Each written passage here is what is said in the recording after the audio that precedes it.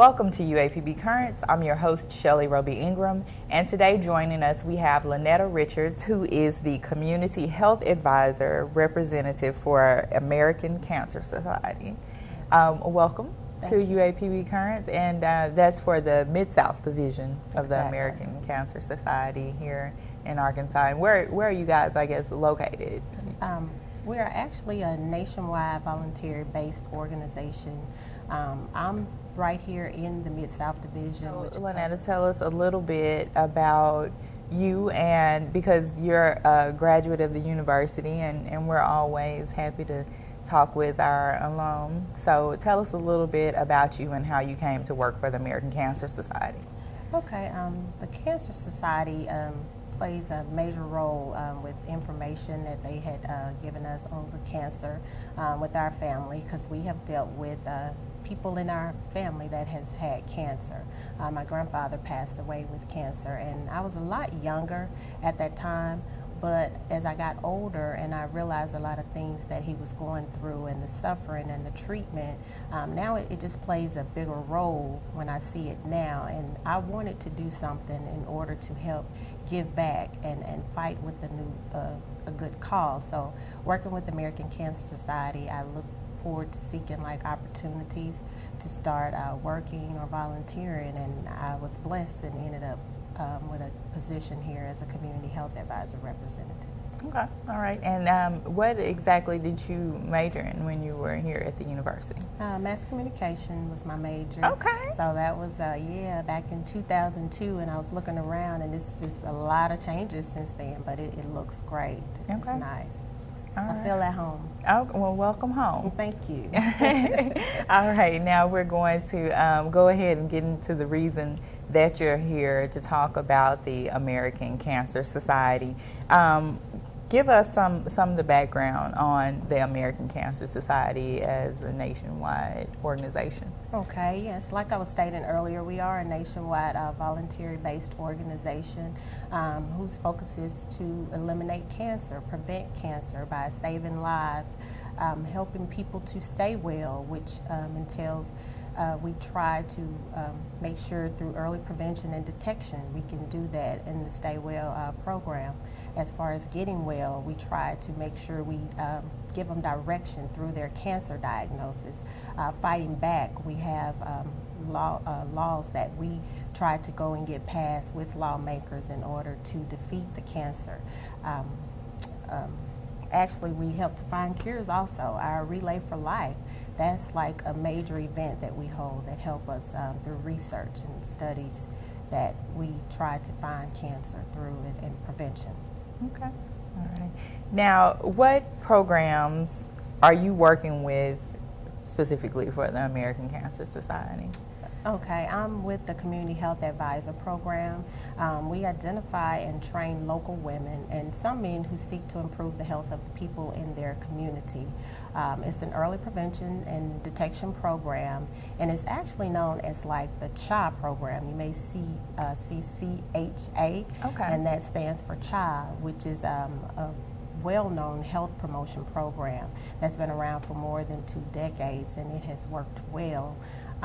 With our program, we try to address the incident and mortality rates along with the health disparities,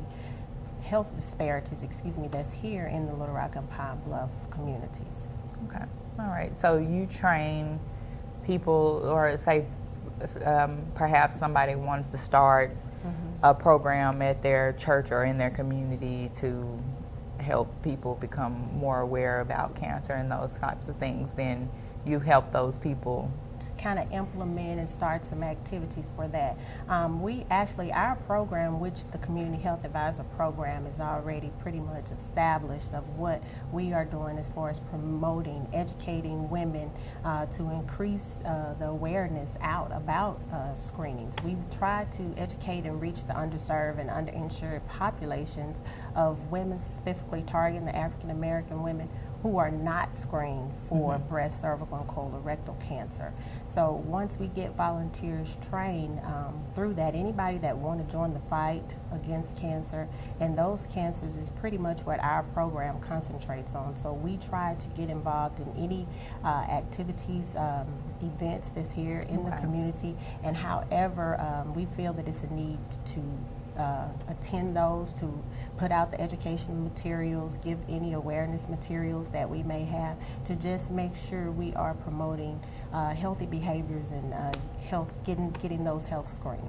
Okay, and you said that you guys focus specifically on those cancers because is that a high statistic in this area? Exactly.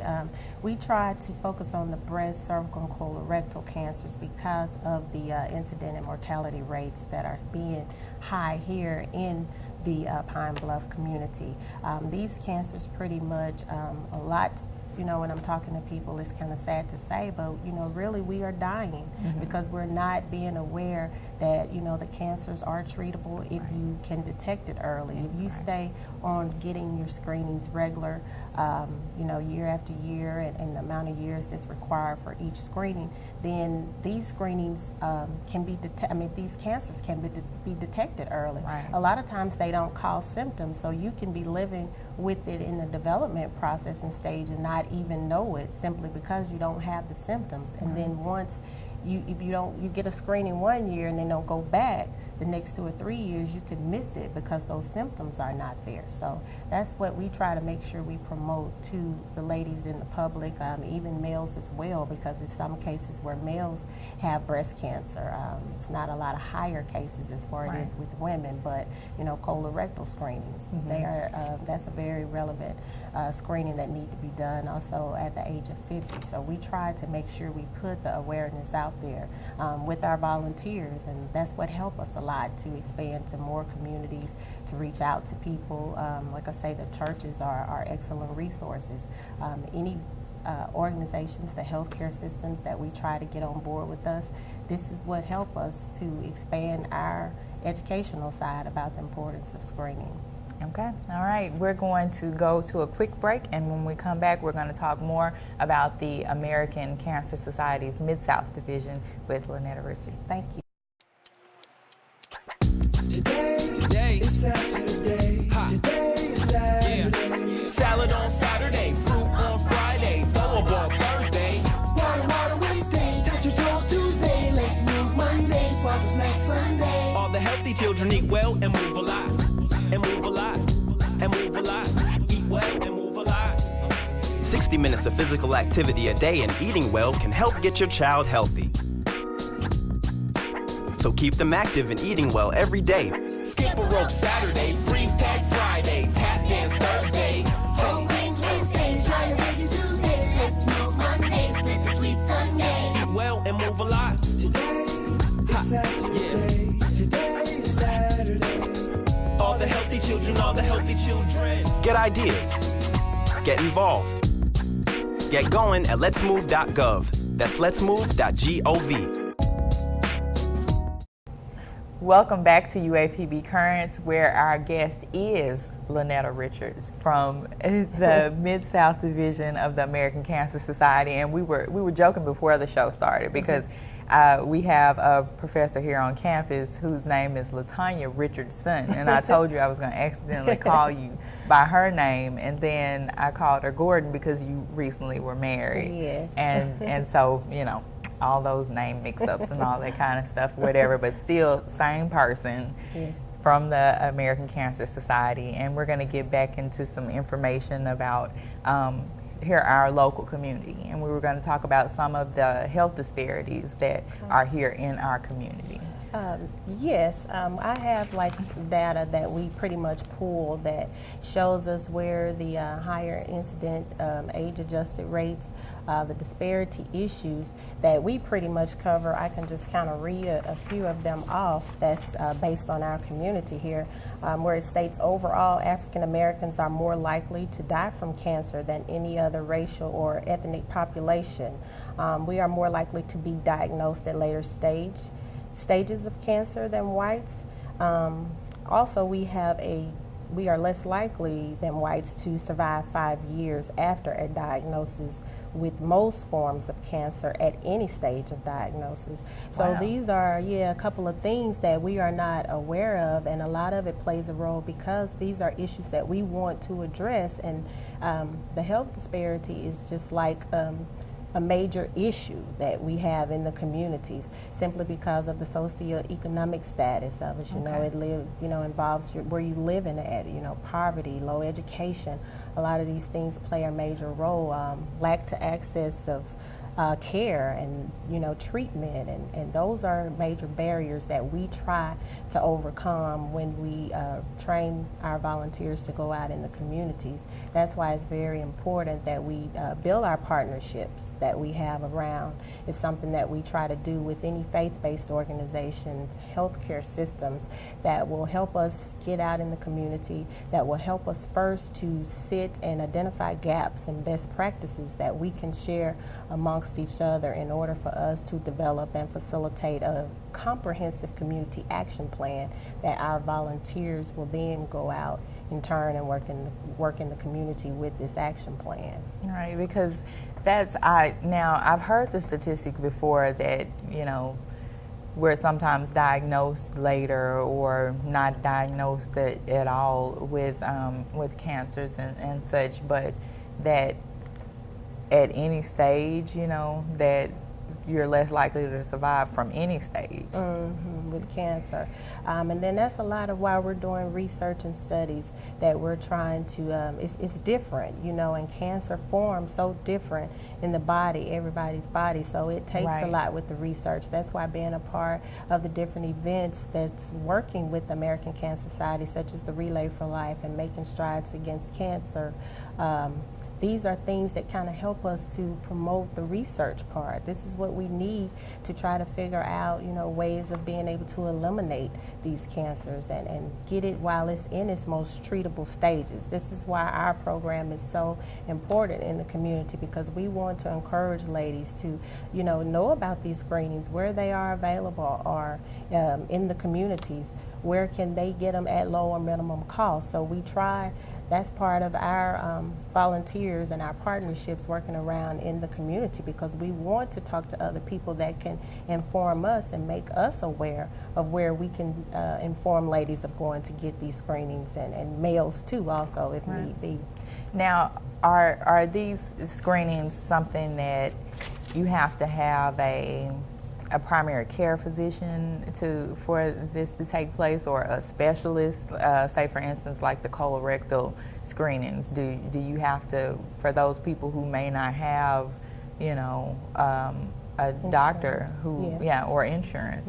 And see, that's pretty much our targeted audience. We try to reach the underserved and underinsured to help them, because a lot of times, those screenings as far as colonoscopy, they are expensive. But what we try to do, working with a lot of the healthcare systems, we try to find out, like the Arkansas Breast Care Program, getting them signed up for what services and programs that they can have that will make them qualified to be able to get these screenings either for free or at minimum cost if you don't have, insurance in order to get them. Because yes, they are expensive, but the main thing is making sure you get a lot of the screening examinations that can tell early if it's any abnormalities that you're having as far as breast or cervical. When the doctors, pretty much, a lot of people don't have primary care physicians because they don't have insurance. If you can't afford it, you're not going to the doctor. So that's why we're trying to get out here and make sure our partnerships are so important to us when it's time to recruit volunteers, because we want to know. Please help us and tell us that, this is a doctor here that has this program that you can work with. This is somebody that you can call and contact, and that's what our volunteers are here for. We play a role in the community. We want to be the resource for them, as well as them being a resource to us, so that we can help address these health disparities. Right, and I guess with that being said, what are your goals and your impact reaches for the program? Our goals are to make sure we encourage women to participate in these screenings of breast, cervical cancer. We want to make them become more aware, like I've stated earlier, of where the screenings are available in the area.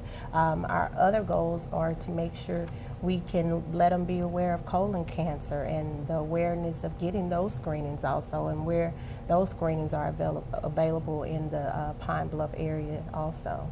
Okay, all right. Now, how would this program benefit the community here in Pine Bluff? When you think about it, overall, it's like 1.5 million cancer cases that was diagnosed in like 2011, and it's kind of new now. We're moving into 2012, so that's like an expected number, but you have, that's a very high number, right. And you have like 571,000 maybe plus that is expected to die from cancer. So that's like 1,500 people a day that, you know, we will be losing lives over. So with this program being a benefit in the community, we are out here, we are promoting positive health behaviors, getting help, you know, getting your screenings, a lot of things that our volunteers will be educated on as far as health issues, and building local relationships with some of the service providers and different organizations as far as like UAPB, you know, the health department, being on board with the comp care hospitals to kind of pretty much know how can we help these people in the community, what works best for them, what areas do we need to address, as well as we are out here trying to promote screenings and educate people about the importance of getting these screenings. So this will be a great benefit because we're hoping to reduce the incident rates. You know, we're dying from, you know, not getting our screenings, and cancer is something that's not a death sentence. You don't have to die from it. 60% of the cancers are treatable if they're caught, you know, in the early stages. So this is something that we try to educate the community about, and hoping that we can get many people that want to partner with us, want to volunteer with us, because that is very extremely important, because this is the community. All right, and we're going to go to break, but when we come back, we're going to talk about how you guys can get involved in working with the American Cancer Society and helping to save your community. And we'll be right back on UAPB Current.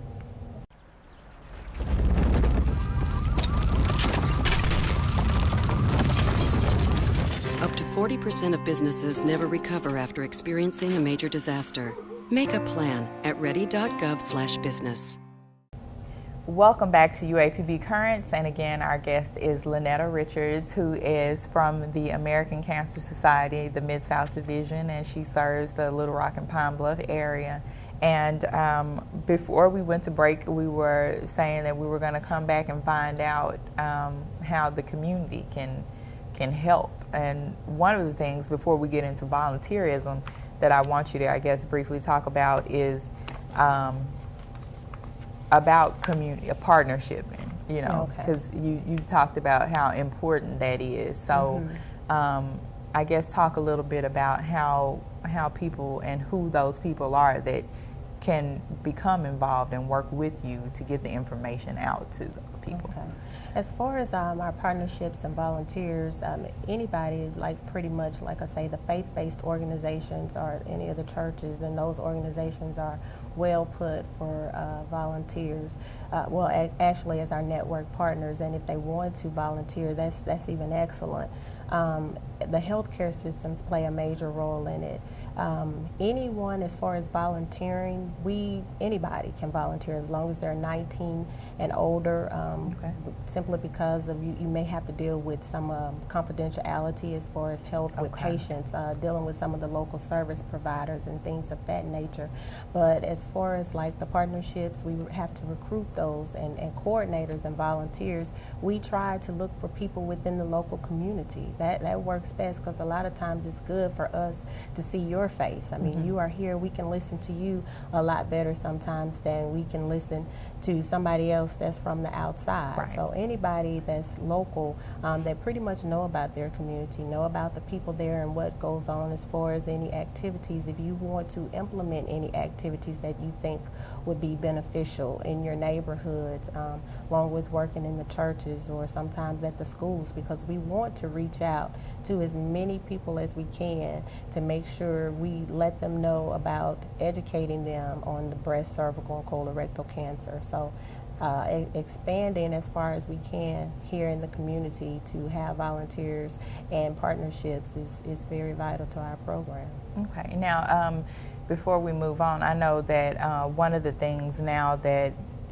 a lot of awareness has been raised about is cervical cancer prevention in younger women. Right. What are some of the things, I guess, that are being done to kind of bring awareness to teenagers about those types of things?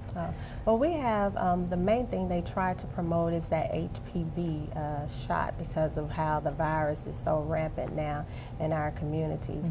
And a lot of things that we are just not aware of because we don't understand how cervical cancer works, or we don't understand what the risk factors and the causes of these cancers are. So it is important to let the youth know what's happening and what's going on. So a lot of times that's why our partnerships with the schools is very important. You know, the Boy and Girl Scouts activities, we have members here that has discussed partnerships with us also, because we want them to become more aware of what's going on with the disease and how it's, you know, affecting our communities. And this HPV virus can lead to cervical cancer, you know, later in life if you're not, you know, on a regular basis going back to getting those screenings to detect cancer early, or to detect the virus in order for the doctor to prevent the cancer from spreading. So any activities that we can be informed with the schools or events, that works pretty well to get our, you know, if we just have to set a table up or come to speak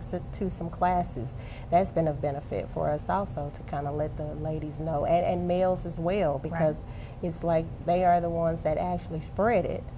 But, you know, with a male, they doesn't have a cervix, so therefore they are not aware that they actually is carrying. Right. So that's why we try to make sure we get involved with those schools. Okay. All right. Now, how much time is required to be a volunteer for the American Cancer Society? We require at least like 15 hours a month to work different events, activities that may be put on, like I say, in the church or maybe in your community, just whatever fits best for that community in order to reach the people in the community. Basically, our volunteers, they will go through training sessions, and once they go through the training sessions, this is helping them to become more educated about health issues, leadership skills, with building relationships, you know, with the partners and people in the community. So if you're out here wanting to join in the fight against cancer, become a volunteer, you know, it's something that will be very great to work with our program. And we have so many other programs and services, like our Road to Recovery program. I mean, you may feel that may best suit you if the program, it drives cancer patients to back and forth to get their treatments. We have the Reach to Recovery program, where if you have cancer, you have someone there to speak and talk to.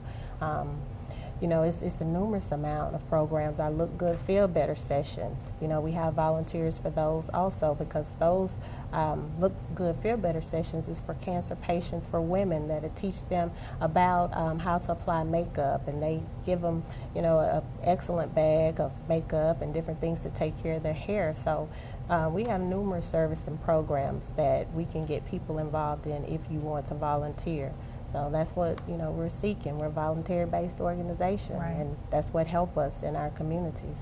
Okay, so again, for anyone who may just be joining us, or for those who just need to hear it again, let everybody know before we go what the American Cancer Society, your division, who specifically is working here in our area, in the Little Rock and Pine Bluff area and surrounding communities, what you all are doing for the community, your basic goals, and let everybody know how they can contact you to become a part of this effort.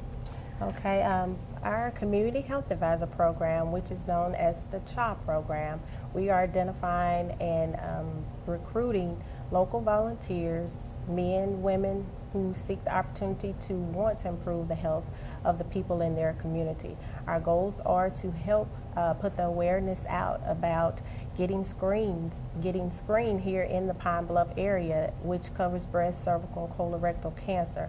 So if you have an interest in wanting to volunteer, please feel free to give us a call. My cell phone number is the best way to reach me.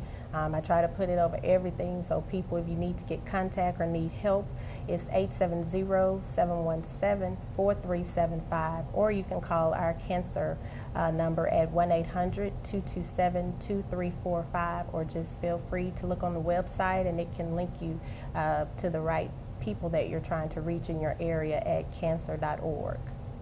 Okay.